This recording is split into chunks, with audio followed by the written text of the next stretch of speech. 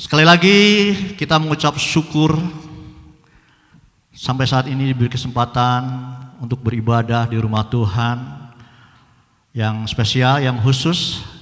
Hari ini kita memperingati kematian Tuhan Yesus, ya, Jumat Agung. Peristiwa Jumat Agung adalah peristiwa kematian Tuhan Yesus di kayu salib. Nah, Bapak Ibu yang Tuhan, peristiwa ini peristiwa bagi yang percaya adalah sesuatu yang luar biasa, ada kekuatan Allah yang luar biasa. Amin. Tetapi tidak lepas dari kontroversi, ya. Menjadi perdebatan kematian Tuhan Yesus.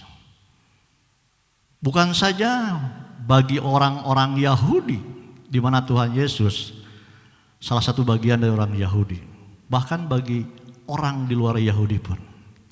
Kenapa Bapak Ibu Tuhan? Orang Yahudi, bangsa Israel percaya Tuhan Yesus mati. Tetapi dia tidak percaya karyanya itu adalah penebusan. Karena yang diharapkan bangsa Yahudi, orang Israel pada waktu itu, dalam kondisi dijajah oleh bangsa Romawi, dia menanti-nantikan Mesias bukan secara rohani, tetapi dia menantikan Mesias secara politik.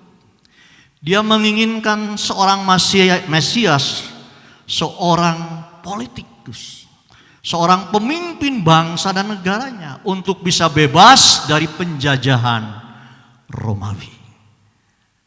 Jadi dia menyaksikan, dia tahu ada yang namanya Yesus disalibkan, tapi dia tidak percaya kematiannya sebagai penebusan.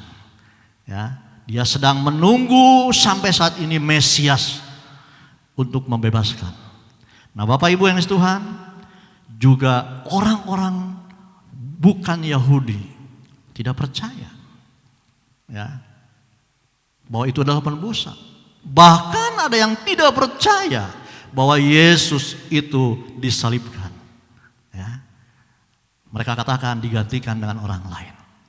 Nah, Bapak Ibu yang Tuhan, jangan menjadi kaget bagi kita. Amin. Ya. Karena itu sudah tertulis di dalam firman Tuhan, perdebatan itu 2000 tahun yang lalu sudah ada.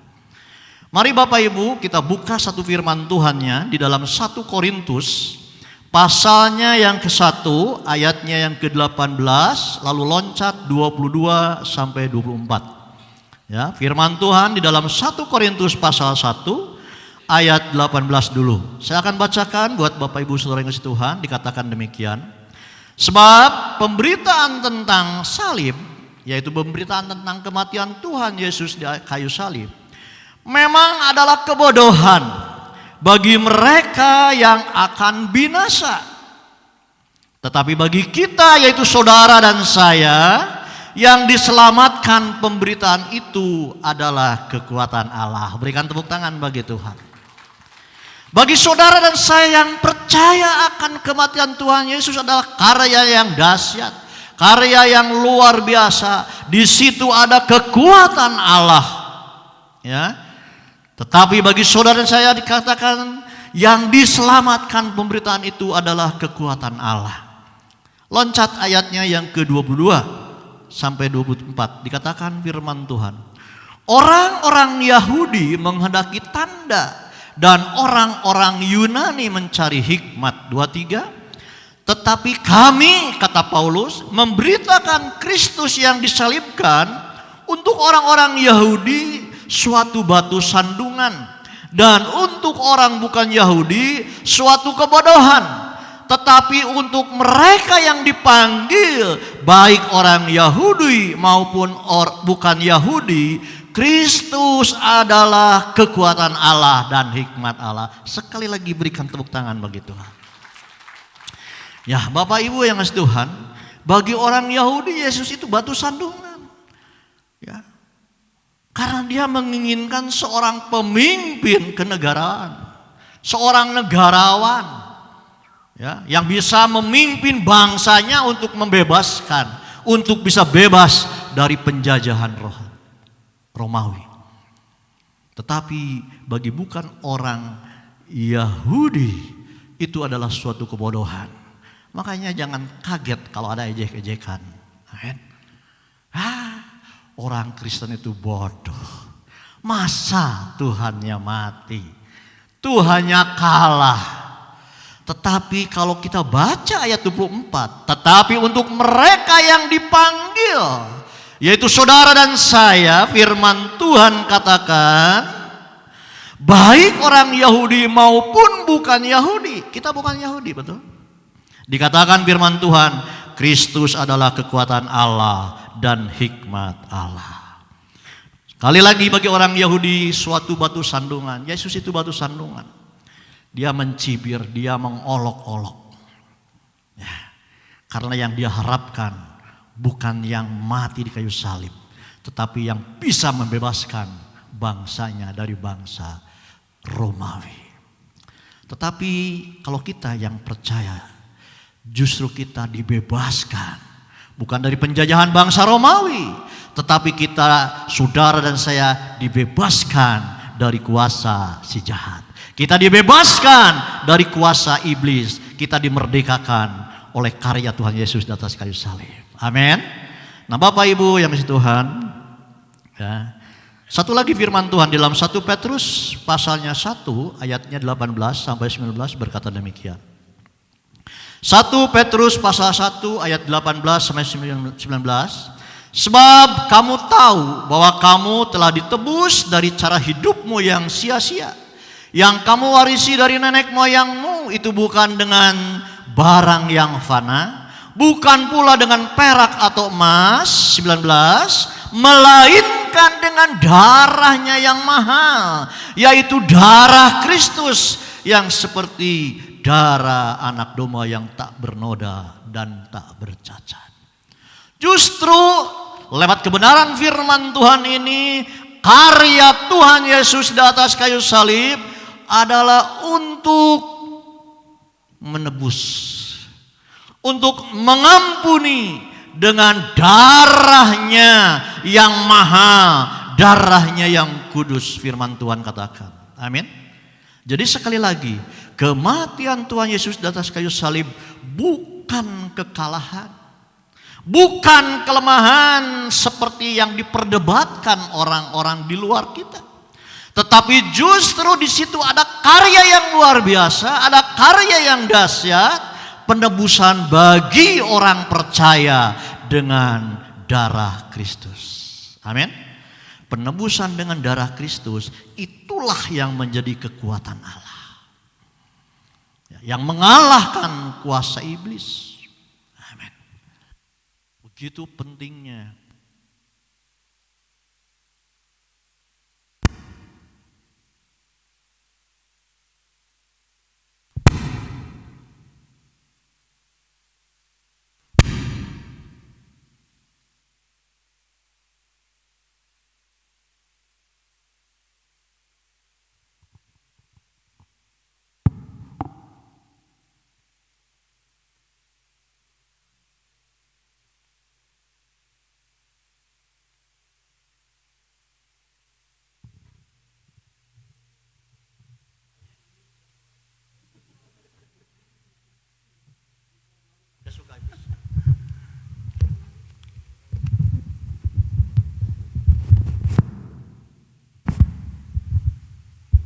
Terima kasih Bang Rian. Ya, kayaknya iblis tidak suka dibongkar rahasianya, merasa dipermalukan, jadi dia ganggu. Enggak lah, itu mah guyon aja ya. Ya, kita lanjut Bapak Ibu yang Tuhan, ya. Kita buka kenapa harus dengan darah Yesus Kristus. Ya.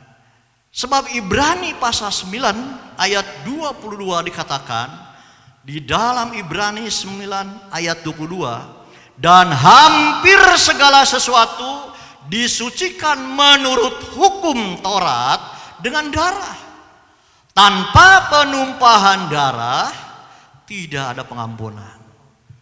Jadi bangsa Israel pada waktu zaman Taurat, pada waktu itu, ketika melakukan sesuatu yang tidak berkenan di hadapan Tuhan, menjadi orang yang berdosa, untuk supaya bebas dari dosa, maka harus membawa binatang atau hewan ke rumah Tuhan, ke bait Allah. Sebab firman Tuhan katakan upah dosa adalah maut. Setiap orang yang berbuat dosa menurut hukum Taurat harus mati. Dan ketika bangsa Israel melakukan dosa itu harus mati. Maka caranya supaya tidak mati, maka dia membawa gantinya. Kasihan ya domba yang tidak punya dosa, dibawa ke bait Allah, disembelih di mezbah di sana. Dicurahkan darahnya sebagai pengganti penebus dosa. Yang seharusnya bangsa Israel yang dihukum mati digantikan oleh domba, sehingga bangsa Israel bisa bebas. Maka dari itu firman Tuhan katakan, dan hampir segala sesuatu disucikan menurut hukum Taurat dengan darah, dan tanpa penumpahan darah tidak ada pengampunan. Itu bisa dibaca di dalam Imamat pasal 17, 11 dan seterusnya. Tetapi bagi saudara dan saya, ya, yang hidup di dalam hukum kasih Allah, sudah tidak perlu lagi dengan domba. Sebab sudah satu kali dengan anak domba Allah, yaitu Yesus Kristus. Berikan tepuk tangan bagi Tuhan. Satu domba anak Allah untuk seluruh umat manusia cukup di dalam hukum kasih Allah. Bapak Ibu yang dikasihi Tuhan, hukum Taurat ya, yang kalau kita pelajari ribet, itu bukan hampir 613 hukum harus dilaksanakan oleh bangsa Israel. Kalau ada salah satu saja tidak dilakukan, maka gugurlah yang lain. Betapa beratnya. Tetapi ketika Tuhan Yesus, dengan datangnya Tuhan Yesus, digantikan hukum Taurat ini dengan hukum kasih.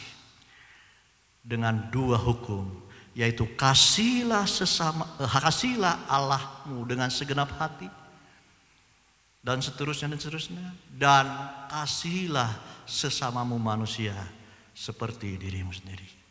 Maka dari dua hukum ini tergantung seluruh hukum Taurat dan kitab para nabi. Jadi intinya di dalam hukum kasih dua, mengasihi Allah dan mengasihi sesama. Kalau hukum Taurat, jangan berzina, jangan mencuri, jangan berdusta, jangan. Tapi dalam hukum kasih, kalau orang mengasihi Allah, kalau orang mengasihi sesama, saya pastikan tidak akan mencuri, tidak akan berzina, tidak akan menyakiti hati orang lain, karena memiliki kasih Allah. Amin. Bapak Ibu yang dikasihi Tuhan, darah adalah nyawa makhluk.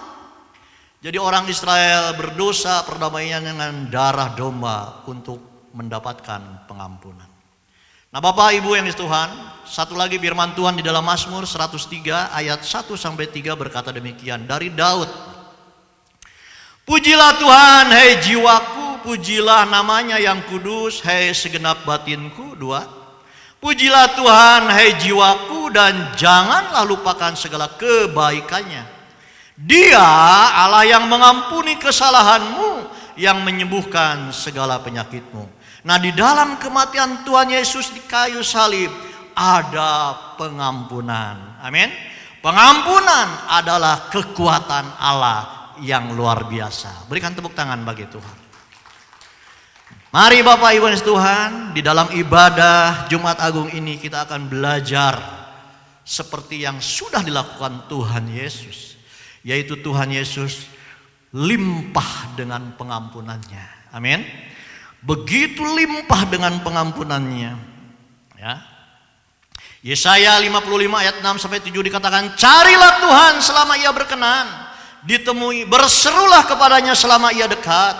Baiklah orang fasik meninggalkan jalannya dan orang jahat meninggalkan rancangannya. Baiklah ia kembali kepada Tuhan, maka Dia Allah akan mengasihinya, dan kepada Allah kita, sebab Ia memberi pengampunan dengan limpahnya. Begitu limpahnya pengampunan daripada Allah yang dilakukan lewat karya Tuhan Yesus di atas kayu salib. Jadi Bapak Ibu dan Tuhan, karya Tuhan Yesus di atas kayu salib adalah pengampunan yang dicurahkan bagi saudara dan saya yang percaya. Amin. Ya, Tuhan memberi pengampunan dengan limpahnya untuk semua orang. Tetapi yang diselamatkan yang percaya dan menerimanya. Amin. Bapak Ibu yang Tuhan, kematian Tuhan Yesus bukan untuk orang Kristen. Kematian Tuhan Yesus di atas kayu salib bukan untuk hanya orang Kristen, tetapi untuk seluruh umat manusia. Cuman orang percaya, pengikut Kristus yang menerima pengampunan daripada Tuhan. Untuk itu miliki belas kasihan daripada Tuhan. Kita berdoa bagi orang-orang di luar sana supaya mereka pun percaya menerima pengampunan daripada Tuhan. Amin. Nah Bapak Ibu yang Tuhan, jadi Tuhan Yesus sekali lagi mati di kayu salib untuk menebus dosa kita, untuk mengampuni kita, ya, untuk mengampuni kita. Karena firman Tuhan, semua manusia sudah berdosa. Sejak kapan? Sejak Adam jatuh dalam dosa, maka manusia sudah hilang kemuliaan Allah, sudah putus relasinya. Ya. Jadi Tuhan Yesus sekali lagi di kayu salib untuk mengampuni kita. Ditegaskan dalam firman Tuhan di dalam 2 Korintus pasal 5 ayat 21. Dia yang tidak mengenal dosa, atau Yesus yang tidak mengenal dosa, telah dibuatnya menjadi dosa karena saudara dan saya, supaya di dalam Dia kita dibenarkan Allah. Amin. Jadi yang mati di atas kayu salib itu karena tujuannya menebus harus yang tidak berdosa. Dan hanya satu manusia yang namanya Yesus Kristus yang tidak berdosa. Maka dia mati di kayu salib. Amin. Ya. Jadi untuk membersihkan yang kotor harus dengan alat yang bersih. Bayangkan kalau di lantai ini kotor, lalu kita mengambil lapel yang kotor. Ya, digosok-gosok makin kotor. Amin. Ya. Firman Tuhan dikatakan dia yang tidak mengenal dosa, artinya bersih, telah dibuatnya menjadi dosa, menjadi kotor, supaya dalam Dia kita yang kotor dibenarkan oleh Allah. Amin. Saya pernah berulang-ulang memberikan satu contoh. Kalau ibu-ibu di dapur jatuh kecap ke lantai, ya, untuk membersihkan kecap di lantai, ya, maka harus mengambil lap yang bersih. Ketika dilap, maka lantainya bersih, lapnya jadi kotor. Itulah gambarannya. Ya. Ketika Tuhan Yesus ada di kayu salib, Dia menebus saudara dan saya, maka dosa-dosa umat manusia itu ditarik ke atas kayu salib. Dan kita yang percaya dibenarkan. Makanya Tuhan Yesus di atas kayu salib merasa ditinggalkan oleh Allah. Karena saat itu seluruh dosa umat manusia di atas kayu salib. Allah tidak bisa bersatu dengan dosa. Dan paling menyakitkan bagi Tuhan Yesus ketika putus relasinya dengan Tuhan. Ketika hubungannya putus dengan Allah saat dosa manusia ada di atas kayu salib. Bapak Ibu yang Tuhan, itulah yang seharusnya bagi saudara dan saya kesedihan yang paling utama ketika kita tidak ada frekuensi dengan hadirat Tuhan. Tidak ada hubungan dengan hadirat Tuhan. Amin. Lebih dari sekedar sakit, lebih dari sekedar ekonomi, lebih dari sekedar pergumulan rumah tangga. Sebetulnya yang harus kita takutkan yaitu ketika kita putus hubungan dengan hadirat Tuhan. Berikan tepuk tangan bagi Tuhan. Lanjut Bapak Ibu yang dikasihi Tuhan, kalau Tuhan Yesus mengampuni kita yang percaya, kita pun harus mengampuni sesama manusia. Sebab Tuhan sudah memberi teladan. Amin. Sudah saya sampaikan tentang kayu salib, di mana Tuhan mengampuni, menebus saudara dan saya. Mari saat ini kita berbicara tentang kita sesama manusia. Amin. Kalau Tuhan Yesus sudah mengampuni, maka kita pun harus saling mengampuni satu dengan yang lain, sesama manusia. Mulai dari keluarga, suami istri, orang tua anak, adik kakak. Ya. Bahkan biasanya mungkin mertua sama menantu. Ya. Harus saling mengampuni kalau satu dengan lain ada kesalahan dan lain sebagainya. Yuk kita buka firman Tuhannya di dalam Kolose pasal 3 ayatnya 12 sampai 13. Kita banyak belajar firman Tuhan pagi hari ini. Dikatakan Kolose 3 ayat 12 sampai 13, karena itu sebagai orang-orang pilihan Allah yang dikuduskannya dan dikasihinya, siapa? Saudara dan saya adalah orang-orang yang dipanggil oleh Allah. Dikatakan di sini dikuduskannya, dikasihinya. Karena iman percaya kita kepada Tuhan. Lanjut, kenakanlah belas kasihan, kemurahan, kerendahan hati, kelemah lembutan, dan kesabaran. 13, sabarlah kamu seorang terhadap yang lain, dan ampunilah seorang akan yang lain apabila yang seorang menaruh dendam terhadap yang lain, sama seperti Tuhan telah mengampuni kamu, kamu perbuat jugalah demikian. Amin.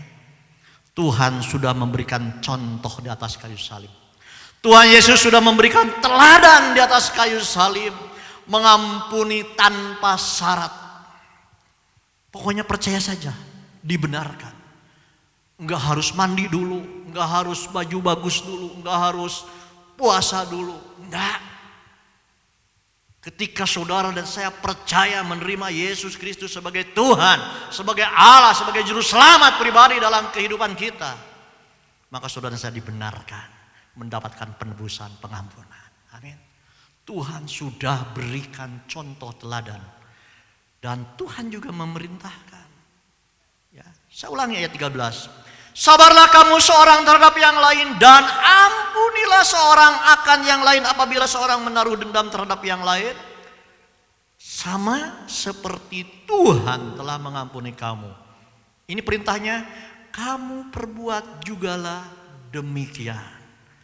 Berarti mengampuni itu adalah perintah.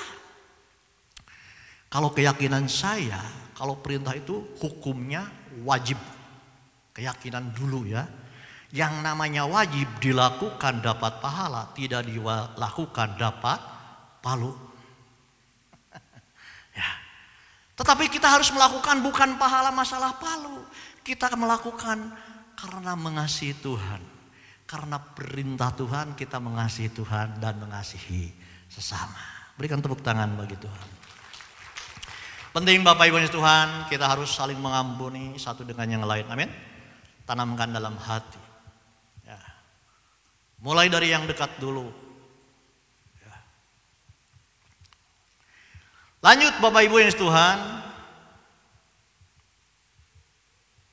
mengampuni sesama supaya kita juga selain melakukan perintah dan mengasihi Allah, supaya kita juga diampuni Bapa di surga. Ternyata ada konsekuensinya kalau kita tidak mau mengampuni. Yuk kita baca firman Tuhannya. Matius pasal 6 ayat 14 sampai 15 dikatakan demikian. Karena jikalau kamu mengampuni kesalahan orang, Bapamu yang di sorga akan mengampuni kamu juga. Ini nggak usah ditafsirkan lagi, secara harfiah udah jelas. Ya, kalau kita mengampuni kesalahan orang, Bapa di sorga akan mengampuni kamu juga. 15. Tetapi jikalau kamu tidak mengampuni orang, Bapamu juga tidak akan mengampuni kesalahanmu. Ini renungkan begitu fatalnya. Kalau kita tidak mengampuni menurut firman Tuhan ini, maka Bapa tidak akan mengampuni kesalahan kita. Fatal enggak? Sangat-sangat fatal menurut saya. Dengan kata lain, dosa yang tidak bisa diampuni adalah dosa ketika kita tidak mengampuni kesalahan orang lain. Semua dosa bisa diampuni. Tetapi dosa yang tidak bisa diampuni adalah dosa ketika kita tidak mau mengampuni kesalahan orang lain. Bapak Ibu yang Tuhan, wah, itulah firman Tuhan, kebenaran Tuhan yang harus kita renungkan, tertanam di dalam hati kita. Minta kemampuan kepada Roh Kudus untuk bisa menjadi pelaku-pelaku firman. Amin. Yang berikutnya, mengampuni sesama selain perintah Tuhan, karena mengasihi Tuhan, supaya kita juga mendapatkan pengampunan dari Bapa ketika kita bersalah. Mengampuni sesama juga adalah kita harus bisa membedakan antara pribadi dengan perbuatan orang. Ya. Tuhan benci dosa manusia, tetapi Tuhan mengasihi pribadi orangnya. Amin. Biasanya kita kan ya nggak seperti Tuhan. Kalau ada orang yang berbuat dosa, bahkan kadang kita benci juga sama orangnya. Tapi firman Tuhan tidak mengajarkan demikian. Allah itu tidak demikian. Tuhan benci dosa tetapi tidak membenci manusianya. Harus bisa membedakan mana pribadinya, mana kelakuannya. Ya. Lukas 23 ayat 34 berkata, ini contohnya, Yesus berkata, "Ya Bapa," ketika di atas kayu salib, "ampunilah mereka, sebab mereka tidak tahu apa yang mereka perbuat." Ya. Ketika prajurit sedang membuang undi untuk membagi pakaiannya, bayangkan Tuhan Yesus ada di atas kayu salib, ya, diolok, dihina, bahkan sampai ditusuk sama tombak. Apakah Tuhan Yesus berdoa, "Bapa, turunkan malaikat, hajar orang ini"? Enggak. Amin. Enggak ya. Tetapi Tuhan Yesus berkata, "Bapa, ampunilah mereka, sebab mereka tidak tahu apa yang mereka perbuat." Nah, kalau ada orang yang membuat kita sakit, membuat kita kecewa, membuat kita menderita, menghina kita dan lain sebagainya, ya, berpikirlah seperti Tuhan Yesus. Ya, anggaplah mereka karena tidak tahu. Amin. Maka akan bebas kita, akan tenang kita. Ya, kalau kita punya pemikiran seperti yang Tuhan Yesus lakukan. Ya sudahlah, mereka tidak tahu apa yang mereka perbuat. Ya, coba kalau kita pikir, kenapa ya begini? Apa salahnya? Wah, terus dipikir. Numpuk di hati, menjadi sampah. Kita bayangkan sampah di dapur. Ya, kalau disimpan lama, akan muncul makhluk hidup, belatung, dan itu mengundang penyakit. Begitupun kalau sampah itu, kepahitan, iri hati, dengki, kecewa, simpan di dalam hati, maka itu akan menimbulkan sakit penyakit. Amin. Mengundang penyakit. Yuk lanjut. Nah, Bapak Ibu yang di Tuhan, Jadi kita harus mengampuni sesama manusia dan berdamai. Ya. Perhatikan, kita harus mengampuni sesama manusia dan berdamai. Matius 5 ayat 23 sampai 24 berkata, sebab itu jika engkau mempersembahkan persembahanmu di atas mezbah dan engkau teringat akan sesuatu yang ada di dalam hati saudaramu terhadap engkau, 24. Perhatikan. Tinggalkan persembahanmu di depan mezbah itu dan pergilah berdamai dahulu dengan saudaramu. Lalu kembali untuk mempersembahkan persembahanmu itu. Dengan kata lain, ketika kita tidak mengampuni kesalahan orang lain, semua apa yang kita lakukan buat Tuhan tidak akan menjadi kemuliaan. Itu adalah penghalang relasi kita dengan Tuhan. Semua yang kita lakukan menurut kita yang terbaik bagi Tuhan. Mungkin kita memuji, menyembah, kita berdoa, kita menaikkan syukur dan lain sebagainya. Tetapi hati ini ada ganjalan, ada kebencian, ada kedengkian. Semua yang kita lakukan tidak menyukakan, tidak menyenangkan Tuhan. Tidak sampai kepada Tuhan karena ada penghalang yang namanya kebencian, iri hati, kedengkian. Amin.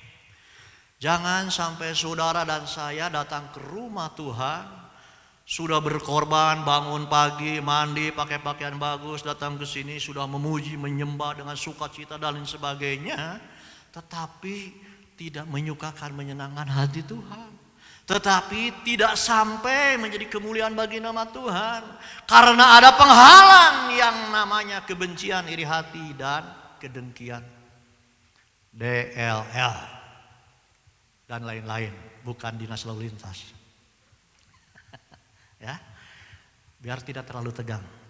Semuanya melotot ke saya takut. Ya. DLL dan lain-lain. Ya. Sekali lagi, bukan dinas lalu lintas. Supaya ada senyum sedikit, sayanya jadi nggak gugup. Oke, lanjut Bapak Ibu yang Tuhan. Ya.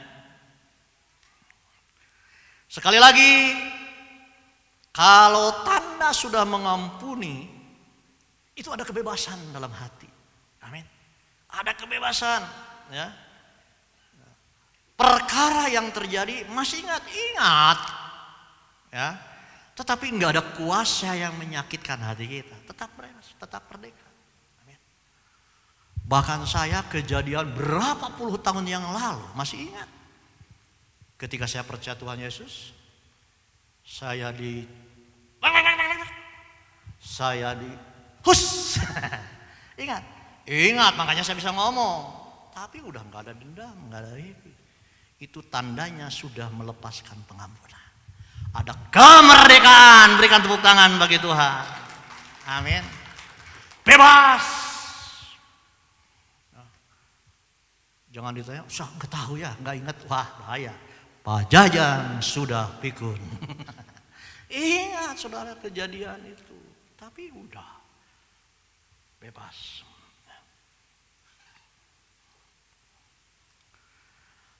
Bahkan akhir-akhir, ya berapa bulan yang lalu ketemu, kita salam, kita cun tangannya, ya udah baik lah, nggak apa-apa. Merendahkan hati, merendahkan diri, selamat, cium tangan. Kebiasaan di keluarga saya itu cium tangan, bukan cipika, cium tangan. Yang adik ke kakak itu cium tangan, gitu ya. Tidak apalah, tiap budaya beda-beda. Oke, nah Bapak Ibu yang dikasihi Tuhan, bagaimana batasan mengampuni dengan sesama manusia? Ya, ada peribahasa, saya baca di Google, ada peribahasa Persib tahun 1986. Ternyata ini Persib baru tahu di Google saya. Yang berkata demikian, nista maja utama. Wah, itu sebetulnya itu maksudnya. Persib itu main bola, sekali gagal, dua kali gagal, ketiga kali itu harus berhasil. Itu istilah nista maja utama. Nah, dengan kata lain juga bisa berarti geus kaleuweuhi atau sudah keterlaluan. Nah, kadang kita itu kan ngikutin peribahasa ini. Kalau ada orang yang menyakiti, dibaikin, menyakiti lagi, baikin, menyakiti lagi, dibaikin. Sudah keterlaluan ini mah. Balik lagi. Sudah nista maja utama, itu kan peribahasanya ya. Tetapi di dalam Tuhan itu enggak. Kita jangan ngikutin Persib ya, nista maja utama. Kita ikutin kebenaran firman Tuhan. Bagaimana menurut firman Tuhan di Matius 18 ayat 21 sampai 22 berkata demikian. Kemudian datanglah Petrus dan berkata kepada Yesus, Tuhan, sampai berapa kali aku harus mengampuni saudaraku jika ia berbuat dosa terhadap aku? Sampai 7 kali? Yesus berkata kepadanya, bukan. Aku berkata kepadamu, bukan sampai 7 kali, melainkan sampai 70 kali 7 kali. Ya, bukan 70 kali 7, enggak. Tetapi 70 kali 7 kali. Yang artinya tidak ada batasnya. Amin. Kalau 70 kali 7, 490. Tapi apakah mampu 490 kali mengampuni ya? Enggak. Pasti artinya sama aja, tidak ada batasnya. Nah, Bapak Ibu yang kasih Tuhan, artinya tidak ada batasnya, ya. Juga kita memang disuruh untuk saling mengasihi. Yakobus 5 ayat 16.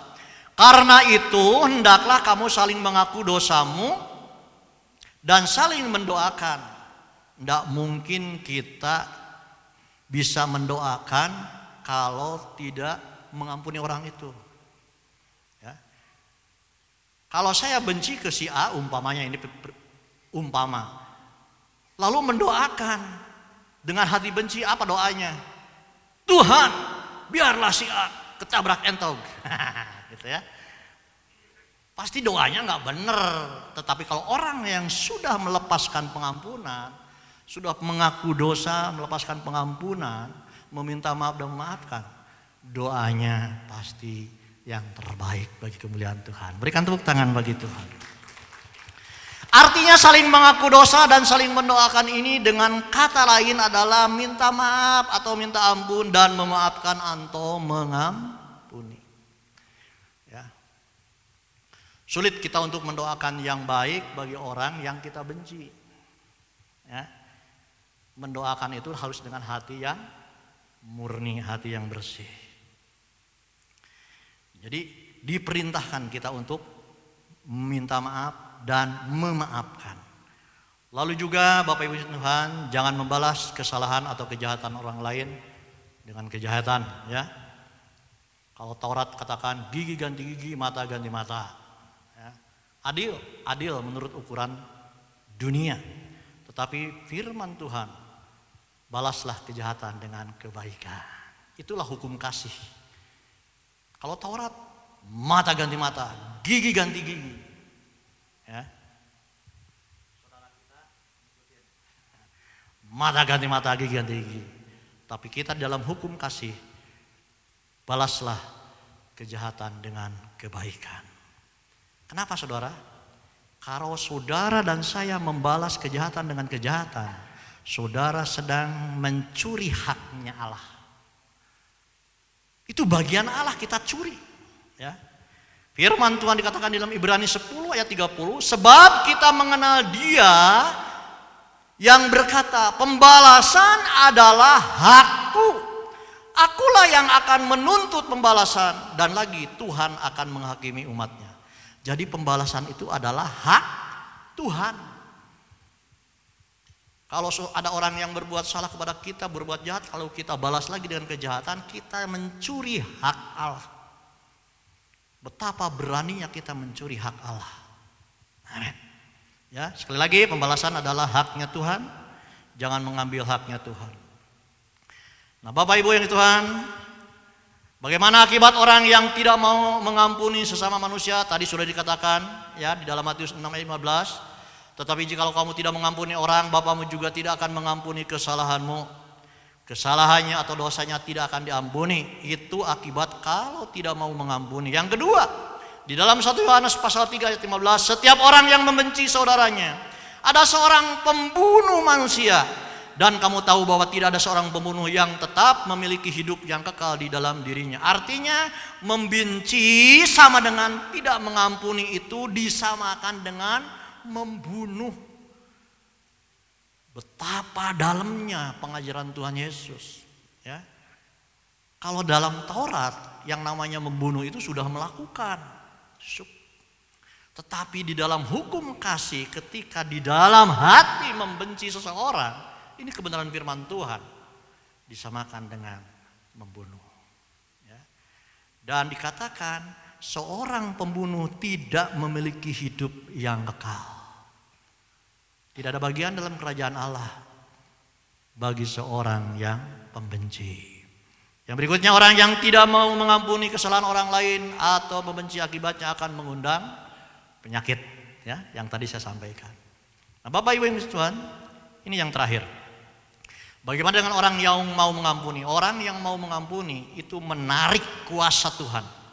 Ya, kembali kepada firman Tuhan Yakobus 5 ayat 16, karena itu hendaklah kamu saling mengaku dosamu dan saling mendoakan, mau meminta maaf dan memaafkan supaya kamu sembuh.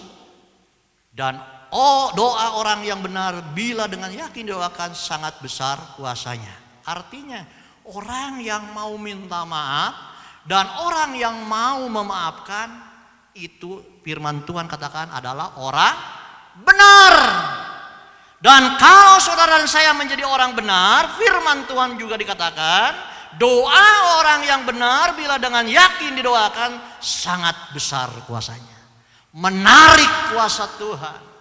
Amin. Simple ya. Yang disebut orang benar itu orang yang mau mengampuni, orang yang mau minta ampun. Bukan yang harus mandi dulu, pakai baju bagus, harus enggak. Mau mengampuni, mau minta maaf. Firman Tuhan katakan itu adalah orang benar.